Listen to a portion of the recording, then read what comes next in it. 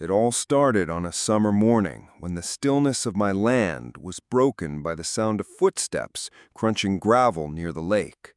My ranch sat on the edge of the community, a sprawling 70-acre property I had inherited from my grandfather. It had a private farmhouse that looked like something out of a painting, surrounded by tall oaks, a well-kept barn, and the shining centerpiece, my lake. The lake wasn't large enough to make maps, but it was more than enough to hold memories. My father and I fished there when I was a boy, my grandfather taught me how to row across it, and my late wife and I used to sit by it during sunsets. It wasn't just water, it was history, it was home, and it was sacred. That was why the intrusion immediately stirred something deep in me. I stepped out from the farmhouse porch and saw a cluster of women dressed in linen dresses and floppy hats, the kind you'd expect at some pretentious country club brunch. Their laughter echoed off the water, sharp, artificial, and unsettling.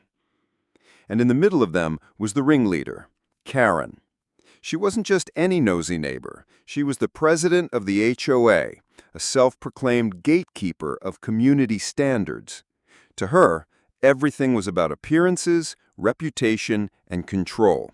She saw my ranch as an untapped resource, something she could bend into her narrative of luxury. To me, it was my sanctuary, and hers to meddle in only over my dead body. Karen noticed me the moment I started walking down toward the dock. Her smug little smirk told me she'd already decided she belonged here. "Oh, good, you're here," she called, like I had shown up to serve them. "I was just telling my guests that we'd be using your lake today for our luncheon." Her guests, all perfectly manicured, wearing pearls and oversized sunglasses, gasped as though this announcement were part of some grand reveal. My jaw clenched. "Excuse me?" I asked flatly. She tilted her head with feigned innocence. "It's such a lovely property, and you're just one man. It would be selfish to keep it all to yourself when the community could enjoy it. Besides, my friends are very important people. One of them sits on the board of the country club. Another has ties to the mayor. You wouldn't want to seem uncooperative, would you?"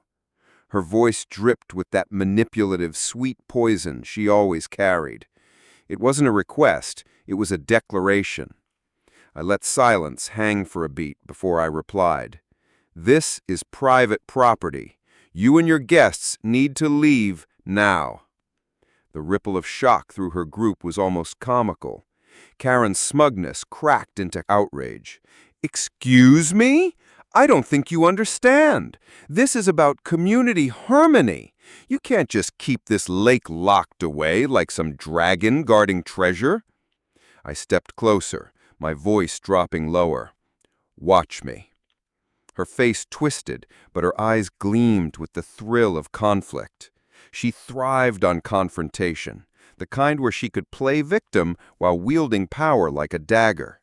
She turned to her guests, performing with grand gestures. "Do you see the kind of hostility I'm forced to deal with as HOA president? Such an ungrateful man, living among us but refusing to share." Her guests murmured, some giving me pitying looks, others disapproving ones, like I had broken a rule of civility. But I didn't budge. The lake stays private. The farmhouse stays private. You don't step foot here again. Karen's voice cracked into a shriek.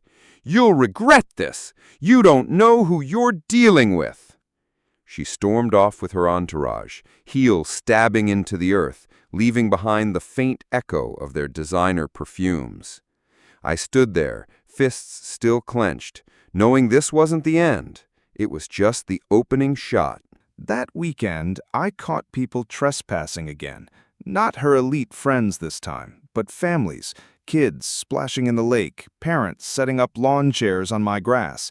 When I asked who told them they could be here, they said, "Karen told us the lake was part of the HOA property now." I called the sheriff's office, who quickly confirmed the lake was mine and mine alone. They escorted the families out, but I could see the shame on their faces. They weren't malicious, they were pawns in her game. The real poison came from Karen. When word spread that I had involved law enforcement, Karen's wrath boiled over. She cornered me at the mailbox one morning, her face painted in that frozen smile of hers. "You've made a very big mistake. Do you think calling the police makes you look like a good neighbor? You've embarrassed me in front of this entire community. And let me assure you, I don't take humiliation lightly." "Neither do I said quietly. "Stay off my land." Her eyes narrowed to slits. "You'll be sorry." And she meant it. Within weeks, I started receiving HOA violation letters, claims that my barn was unsightly, that my farmhouse porch lights were too bright, that the fence around my ranch was non-compliant. Every letter came signed by Karen. Every letter was petty harassment disguised as authority. I ignored the first few, but when she fined me $1,000 for illegal livestock structures on my grandfather's barn, I knew she was testing how far she could push. What Karen didn't realize was that I had grown up with a grandfather who taught me that patience was the greatest weapon. You don't swing back right away. You let your opponent think they're winning, let them show their entire hand, and then you crush them with truth and strategy. Karen thought she was playing chess. In reality, she was stepping onto a battlefield I had prepared for my whole life. I began documenting everything. I took photos of her trespassing, recorded conversations where she admitted she wanted to repurpose my lake for community parties, and gathered every bogus violation notice she mailed me. I spoke to other homeowners, quietly listening to their grievances about Karen. Turns out, I wasn't the only one she tormented. She had fined one couple for unapproved rose bushes, berated another for hosting a family barbecue in their own yard, and even tried to dictate the color of someone's curtains. People hated her, but most were too scared to fight back. That's where I came in. My chance came during the HOA's annual summer gala, an event Karen prided herself on. She rented out the community hall, invited every elite guest she could, and treated the night as her coronation. I attended quietly, blending in with the crowd. Karen, in a glittering gown, took the microphone and began boasting about her leadership, her vision for unity, and how the HOA had brought the community together under her guidance. When the applause quieted, I stepped forward. "Funny you should mention unity," I said, my voice carrying through the hall. All eyes turned. Karen froze mid-smile. "Because while you've been busy bragging about unity, you've been trespassing on my private property, harassing homeowners and falsifying violations to punish people who don't bow down to you.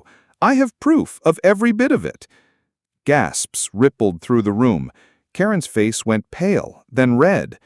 "Lies," she spat, but her voice cracked. I pulled out a folder and laid it on the front table. Photos, recordings, letters, witnesses. The sheriff himself has already confirmed the lake belongs to me. So tell me, Karen, how exactly is destroying your neighbor's peace an act of unity? The room erupted into murmurs. Karen's guests shifted uncomfortably, her allies suddenly shrinking away. And for the first time since this battle began, I saw fear in her eyes, real fear.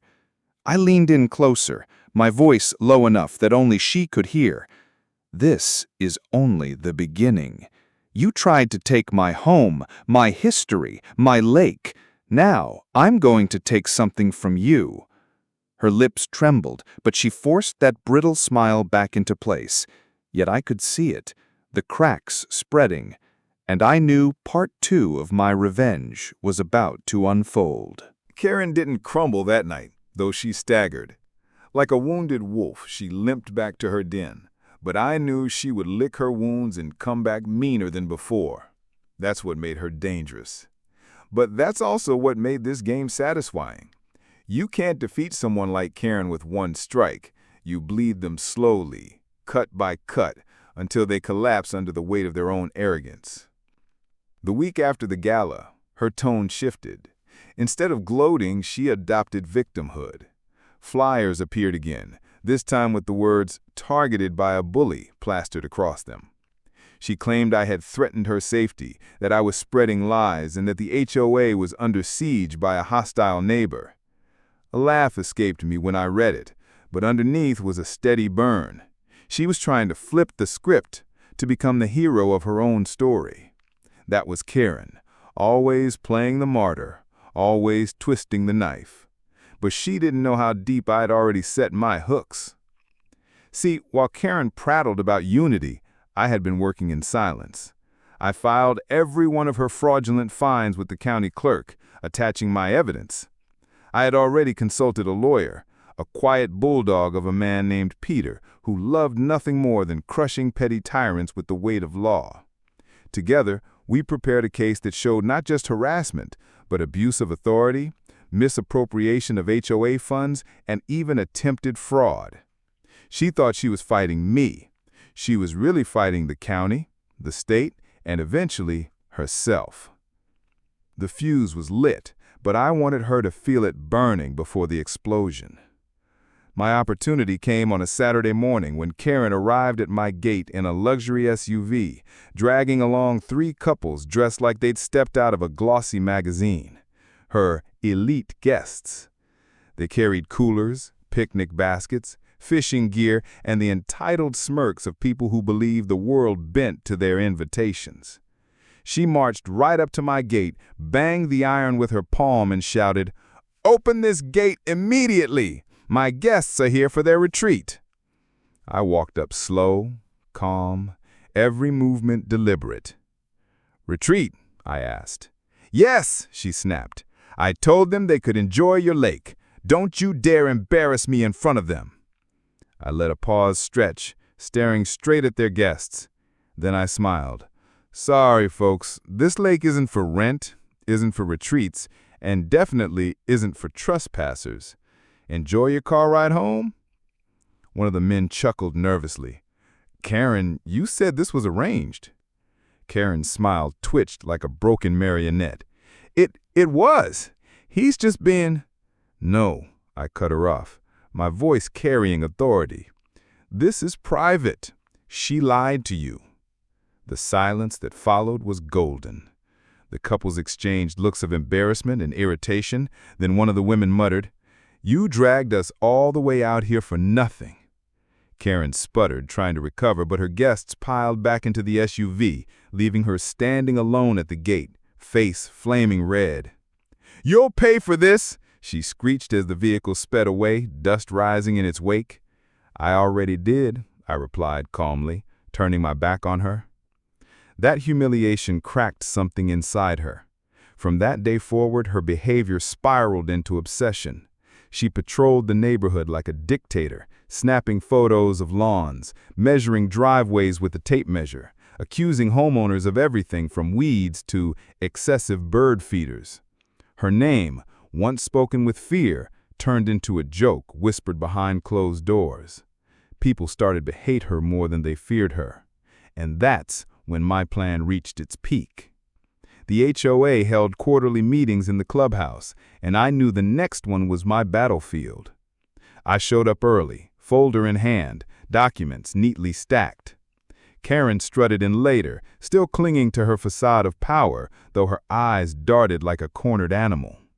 She opened with her usual self-congratulatory speech, claiming how much she had elevated the community. That's when I stood. "Point of order," I said, firmly, holding up the folder. "I have evidence of the HOA president abusing her authority, falsifying violations, and misusing HOA funds for personal events." The room stilled. I walked to the front and laid out the evidence piece by piece. Photos of her trespassing, audio recordings of her admitting she wanted to use my lake as a community resource, and spreadsheets showing how HOA funds had been diverted to pay for her galas and luncheons. Every page landed like a hammer on an anvil. People gasped, muttered, some even laughed bitterly as the truth spread across the room. Karen tried to interrupt, screaming lies, fabrications, but the crowd drowned her out. Even the board members, her so-called allies, looked pale, shrinking into their seats. I ended with a calm, steady line. This woman has treated this community as her kingdom, and all of us as her subjects. But this is not a monarchy. This is a neighborhood, and I, for one, will not bow to a tyrant. The applause was thunderous. Karen's face twisted into something monstrous, her voice rising above the chaos. "You can't do this to me! I am this community! Without me, everything will fall apart!" That was the moment it happened. A board member stood, a man named Harris, who had always been one of her lapdogs. His voice shook as he said, "Karen, you're removed as president, effective immediately. We'll be holding a vote for replacement tonight." The roar of approval from the room was deafening. Karen stumbled back, her hands trembling, her eyes wild with disbelief. For the first time, the power she clung to slipped through her fingers. But my revenge wasn't over yet. In the weeks that followed, my lawyer pushed forward with the case. Karen was served with official papers for harassment, fraud, and abuse of HOA funds. Word spread like wildfire, not just through the community, but through the county.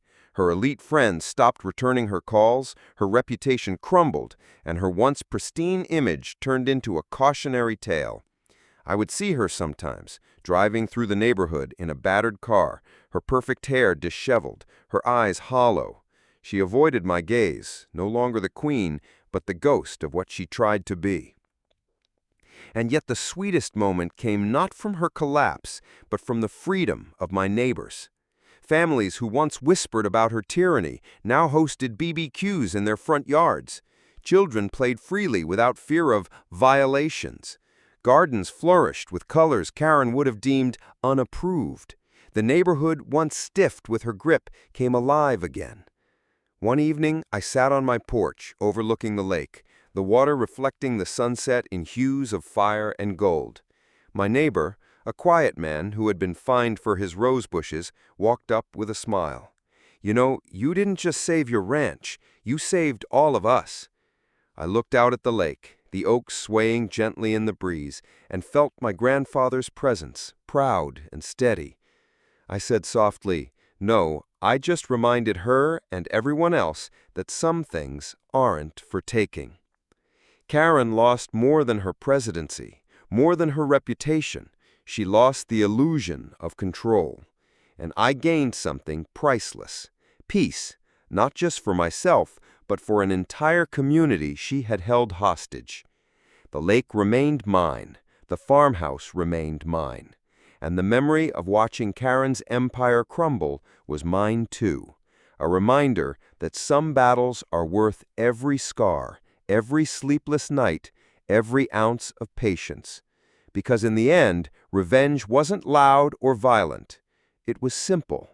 It was justice, served cold on the still waters of my private lake.